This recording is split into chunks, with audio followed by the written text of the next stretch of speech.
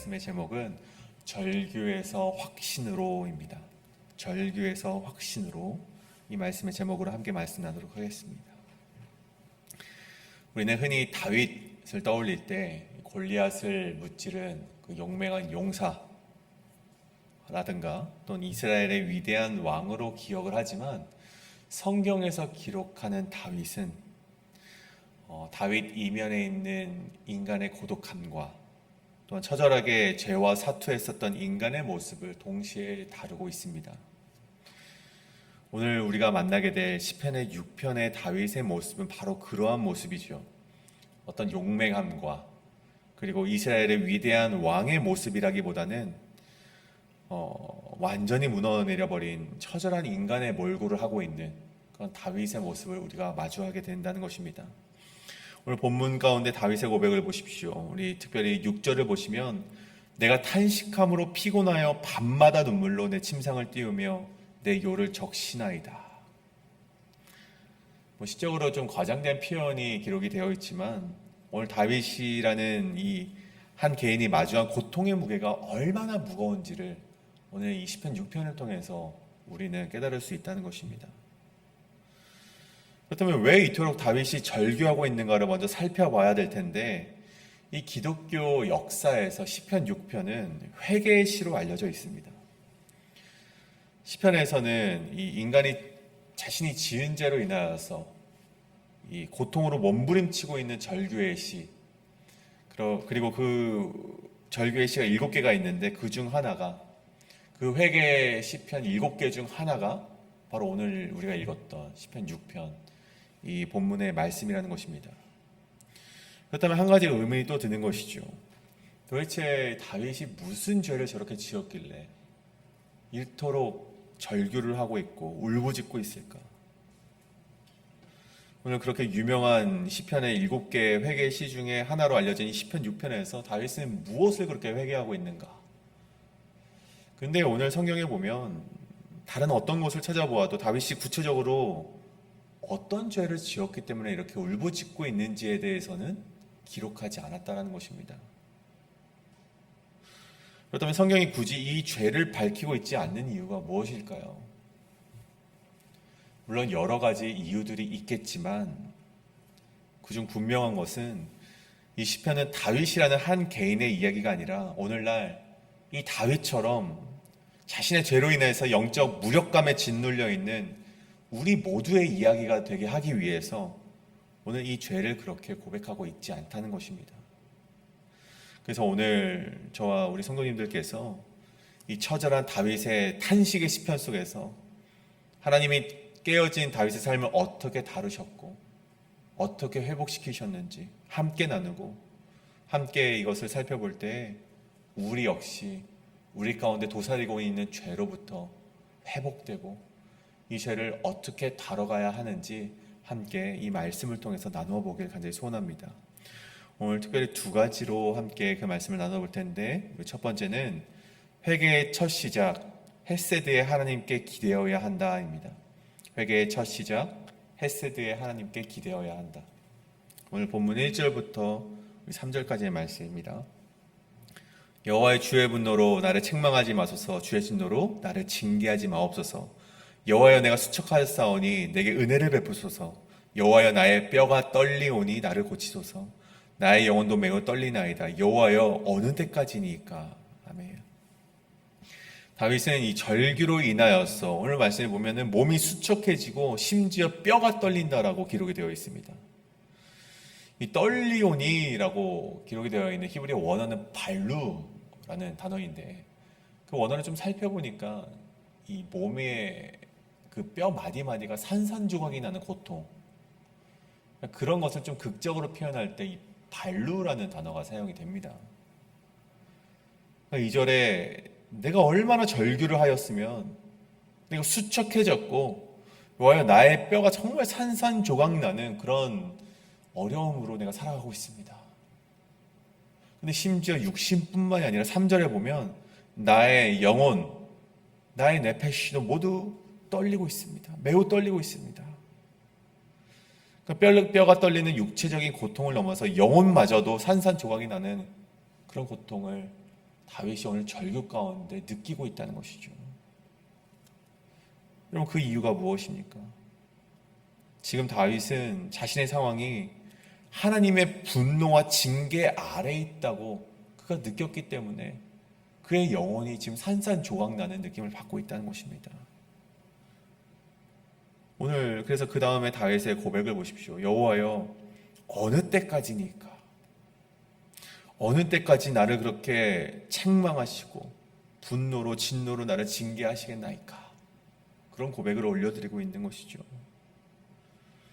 여러분, 다윗이 두려워하고 있는 것은 다시 말씀드리면 이 육체와 영혼의 떨림, 육체가 산산조각이 나고 영혼이 산산조각이 나는 그런 떨림, 그것이 두려웠던 것이 아니라 오늘 여호와여 어느 때까지니까 하나님께서 자신을 향해 얼굴을 돌린 것처럼 여겨지는 이 상황을 다윗이 두려워했다는 것입니다. 그래서 다윗이 고백하는 절규를 들어보시면 가장 먼저 외치는 것이 무엇입니까? 4절에 보면 여호와여 돌아오십시오. 여호와여 제발 돌아오십시오. 나의 영혼을 건져 주시옵소서. 다윗의 제1의 고백 여호와여 돌아와 주시옵소서였습니다. 나의 몸을, 나의 영혼을 고쳐주십시오가 먼저가 아니라 여호와여 돌아와 주십시오였다는 것입니다. 여러분, 하나님의 은혜로 이 골리앗을 물리치는 인생을 시작했습니다. 그리고 일평생을 하나님의 은혜 아래서 살아갔던 다윗에게 이 하나님의 부재라는 상황은 이 다윗에게 있어 가장 끔찍한 상황, 가장 끔찍한 형벌이 되었다는 것입니다. 그래서 오늘 다윗이 이 탄식의 시편이라 불리는 이 회개의 시편에서 여호와여 제발 돌아오십시오. 어느 때까지 내게 얼굴을 돌리시겠습니까? 돌아오십시오. 그렇게 고백을 하는 것을 우리가 보게 된다는 것입니다.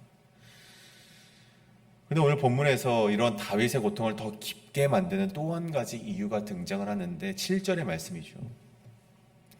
내 눈이 근심으로 말미암아 쇠하며 내 모든 대적으로 말미암아 어두워졌나이다. 그래서 내 눈이 근심하다 할 때 근심이라는 단어, 이 카스라는 단어는요, 이 걱정하다, 근심하다, 뭐 염려하다, 막 그런 뜻이라기보다는 분노, 분개와 가깝습니다. 뭐 억울함, 뭐 그런 단어와 좀 가까운 것이죠. 왜인가 좀 우리가 이 말씀을 살펴보면 이 시대에는요, 이 정결 이데올로기라는 그런 관념이 있었습니다. 다시 말해 어떤 한 개인이 고난을 당하거나 육체의 질병을 맞이하게 되거나 어떤 육체의 병이 그 가운데 있었을 때 사람들이 그 사람을 보며 그냥 병으로 보는 것이 아니라 그냥 고난으로 그것을 치부하는 것이 아니라 저 사람의 죄 때문에 그렇다. 저 사람이 하나님께 죄를 지었기 때문에 고난을 받고 질병을 얻는 것이다. 그런 패러다임이 있었다라는 것입니다. 그럼 대표적인 것이 욥의 친구들이죠. 여러분, 욥이 고난을 당할 때 친구들이 뭐라고 말합니까? 너의 죄로 인합니다. 뭐 마른 말을 해주지만 그 결론이 무엇입니까? 너가 하나님께 이 회개를 해야 된다라는 뉘앙스로 말하지 않습니까? 여러분, 다윗의 인생도 마찬가지입니다. 압살롬을 피해서 도망칠 때 시므이가 다윗을 저주하면서 무엇라 말합니까? 여호와께서 너의 죄악을 갚으신다라고 비아냥거립니다. 여러분, 시편 3편, 우리가 얼마 전에 살펴보았던 시편 3편에서도 다윗이 무엇라고 고백을 합니까? 많은 사람들이 나를 대적하여 그는 하나님께 구원을 받지 못한다 말하는 이들이 다윗의 주변에 대적들로서 손가락질하고 있었다는 것입니다. 여러분, 다윗이 지금 약해져 있는 상황을 보면서 그를 위로하는 것이 아니라 다윗의 대적들이 정죄하고 또 하나님께 죄를 지어서 그래라고 단정하고 있었다는 것이죠. 하나님의 부재로 인하여서 고통스러워하고 있는 다윗에게 이런 대적들의 말은 다윗을 더욱더 쇠약해지게 만들었다는 것입니다. 여러분, 다윗이 얼마나 고통스러웠겠습니까? 이런 절규 가운데 영육이 정말 부셔지는 그런 고통 가운데 대적들은 자신을 향해 손가락질하고 있습니다. 그런데 여러분 보십시오. 오늘 말씀에 그런 절규와 정말 그런 절망의 상황 속에서 다윗이 내뱉는 고백이 무엇입니까? 4절이죠. 여호와여 돌아와 나의 영혼을 건지시며 주의 사랑으로 나를 구원하소서. 여러분, 주의 사랑으로 나를 구원하소서.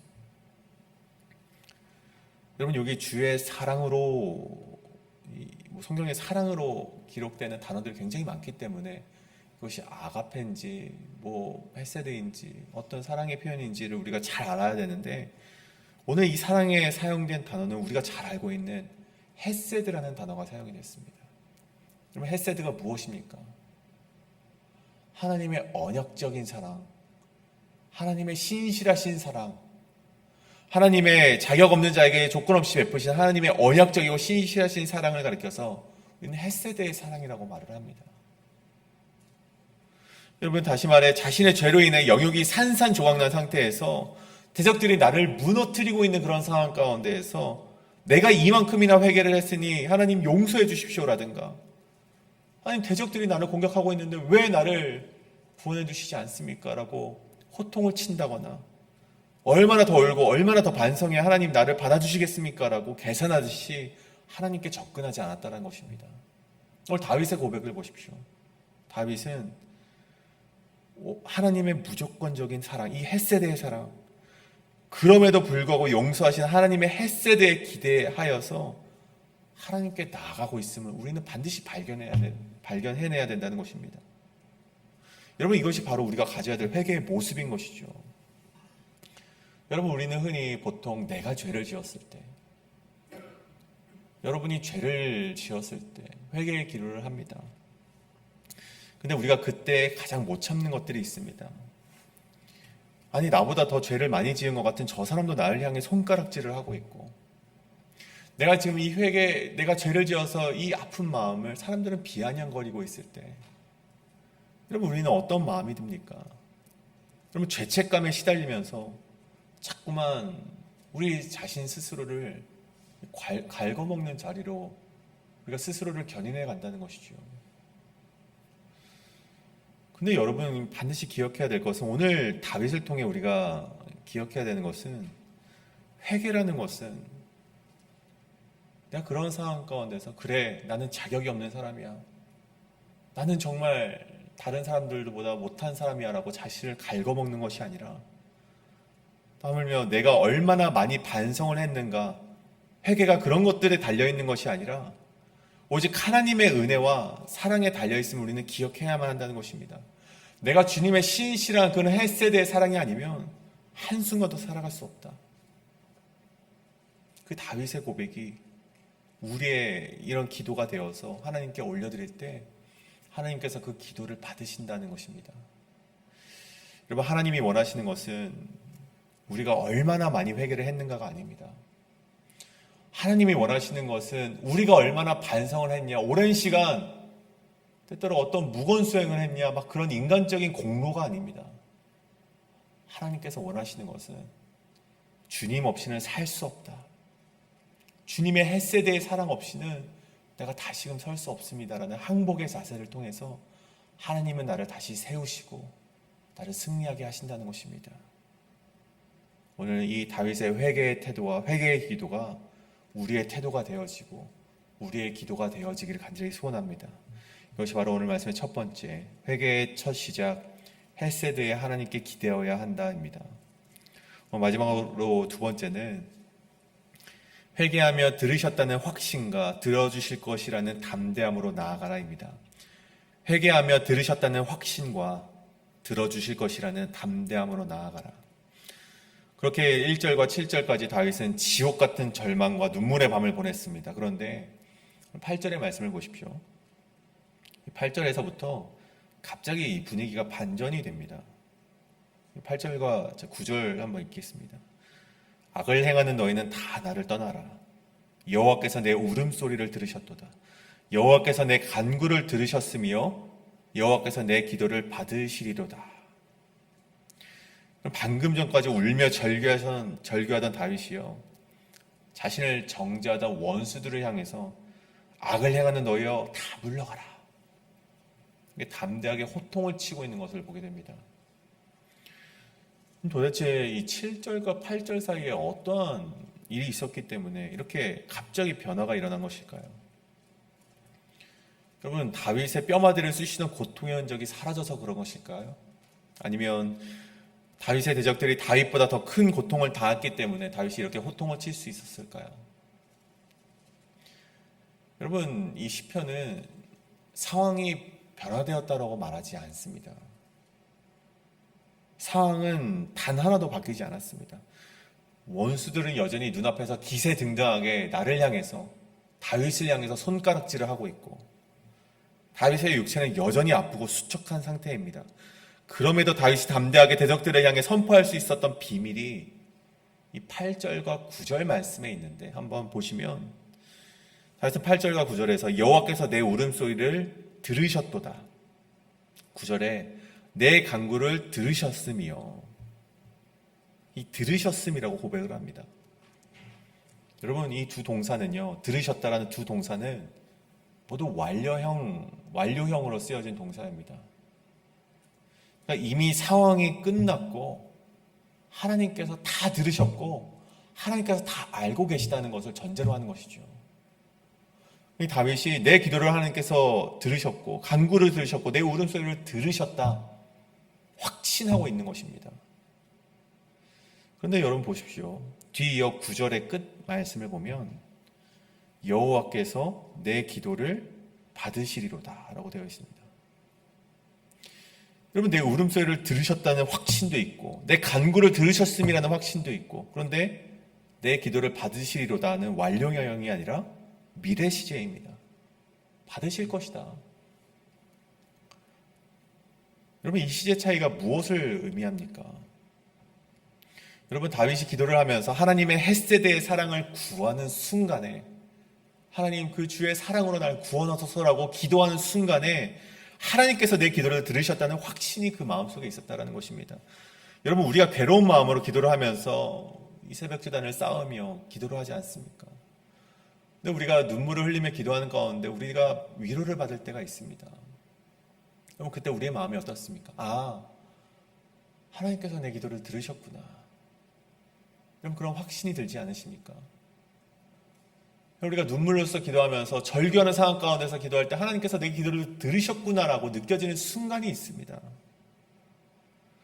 오늘 다윗도 절규하며 눈물을 흘리는 순간 하나님의 위로하심이 그 속에 생겨났기 때문에 하나님께서 들으셨다라는 확신이 그 안에 있었습니다. 그런데 여러분 내게 임재하셨지만 변화되지 않는 것이 있죠. 무엇입니까? 눈앞에 있는 상황은 여전히 동일하다는 것입니다. 나는 여전히 영역으로 고통을 받고 있고 여전히 저 대적들은 나를 향해 손가락질하고 있는 이 상황은 여전히 남아있다는 것이죠. 나의 기도를 들으셨지만 아직 해결돼야 될 현실이 남아있기 때문에 오늘 다윗은 내 기도를 받으셨다가 아니라 여호와께서 내 기도를 받으시리로다라고 기도했다는 것입니다. 여러분, 이것이 바로 오늘 탄원시라고 불리우는 이 시편의 시가 주는 믿음의 공식이라는 것이죠. 여러분, 우리는 보통 기도를 할 때 눈앞에 현실이 바뀌고 문제가 해결되어야지만 하나님께서 내 기도를 응답하셨다, 그런 고백을 합니다. 암세포가 사라져야지만 하나님께서 우리의 기도를 들으셨다. 내 통장에 잔고가 채워져야지만 하나님께서 내 기도를 들으셨구나, 이렇게 고백을 한다는 것입니다. 근데 여러분, 오늘 우리 함께 이 말씀 가운데 반드시 기억해야 될 것은 담임 목사님께서 주일에 말씀하셨듯이 여러분, 기도는 하나님을 변화시키는 것이 아니라 어떻게 보면 이 환경을 직접적으로 변화시키기보다 이 기도라는 것, 이 제기동사라고 말씀하셨죠. 기도를 통해 바뀌어져가는 나를 바라보게 한다는 것입니다. 여러분, 현실은 여전히 미완료일지 모르나 기도의 자리에서 하나님의 임재를 경험한 영혼은 그 심령 속에서 이미 완료된 응답을 받아 누린다는 것을 우리는 기억해야 한다는 것입니다. 여러분, 다윗을 보십시오. 다윗 심령에 임한 완료된 응답에 대한 확신이 너무나도 명확했습니다. 하나님께서 내 기도를 들으셨다라는 그 고백이 너무나도 확신이 있는 고백이었습니다. 그래서 그의 행동이 어떻게 변합니까? 상황이 변한 것이 아닙니다. 그의 행동이 어떻게 변합니까? 눈앞의 대적들을 향해서 다 떠나라라고 명령을 하고 있습니다. 담대한 다윗의 모습으로 나아갈 수 있게 된 것이죠. 사랑하는 여러분, 혹 오늘 우리 가운데 삶의 벼랑 끝과 같은 현실이 있으십니까? 혹 기도를 올려도 하나님께서 나에게 기도를 들으셨다라는 확신은 있지만 현실이 아직 그 문제가 해결되지 않아서 마음의 어려움 가운데 계신 분들이 계십니까? 여러분, 오늘 말씀이 우리에게 주는 교훈은 분명합니다. 현실이 비록 여전히 변화되지 않은 것처럼 보일지라도 우리가 기도하며 부르짖는다면 여러분 가운데 임하신 하나님께서 여러분을 치유하시고 반드시 승리하게 하실 것이라는 것입니다. 이것을 믿는 것이 우리는 믿음이라고 불릴 수 있다는 것입니다. 우리가 해야 될 것은 기도했다면 담대하게 선포하며 걸어나가는 것입니다. 이것이 바로 믿음인 것이죠. 사랑하는 여러분의 인생이 오늘 다윗의 이 고백처럼 기도로 상황을 바뀌기를 우리가 수동적으로 기다리는 것이 아니라 내가 울부짖으며 기도했고 하나님께 응답을 받았다면, 하나님께서 나와 함께 하셨고 하나님께서 내 울부짖음을 들으셨다는 확신이 있다면 여러분이 담대하게 하나님의 말씀으로 나아가셔서 승리를 경험하시게 되는 그런 믿음의 사람이 저와 여러분이 되시길 간절히 소원합니다. 오늘 말씀을 좀 정리하고자 합니다. 오늘 4절에 다윗이 하나님을 향해서 이렇게 고백을 했습니다. 여호와여 내게 돌아오소서. 이 단어를 보니까 이 슈브라는 단어가 사용이 되었습니다. 슈브. 근데 아이러니하게도 10절에 모든 원수들이 물러가리로다 할 때도 이 물러감도 슈브라는 단어가 사용이 됐습니다. 반대말이겠죠. 야 슈브라는 단어가 사용되어 있는데 같은 단어가 사용이 됩니다. 이 시편의 시적인 표현을 위해서 단어를 맞춘 것일 수도 있겠지만 우리가 이를 좀 영적으로 바라보자면 하나님께서 내 삶에 들어오시면, 하나님께서 내게 돌아오시면, 슈브하시면 나를 괴롭히던 대적들과 원수들은 슈브, 야슈브 물러가게 되어 있다는 것. 그것이 오늘 시편의 말씀이 우리에게 주는 교훈이자 그리고 이 다윗의 고백이 되었음을 우리는 기억하길 원합니다. 사랑하는 성도님, 여러분의 인생은 여전히 지금 죄악을 향하고 있을지 모르지만 우리가 하나님께 돌아와, 우리가 회개하며 하나님께 돌아와 다윗과 같이 이러한 고백을 올려드릴 때 비로소 여러분의 삶이 회복되고 여러분을 위협하던 대적들은 물러가게 될 줄 믿습니다. 오늘 이 다윗의 회개와 이 다윗의 고백과 이 다윗의 담대함이 우리 인생의 회개와 우리의 고백과 우리의 담대함이 되기를 간절히 소원합니다. 오늘 이것을 놓고 함께 기도하실 때 하나님, 우리도 하나님께 울부짖으며 기도함으로 하나님이 주시는 확신을 얻고 저 세상 가운데로 담대하게 나가 승리하게 되는 그런 인생, 그런 믿음의 인생이 우리의 인생이 되게 하여 주시옵소서라고 이 시간 함께 기도하며 나아가시겠습니다. 기도합니다.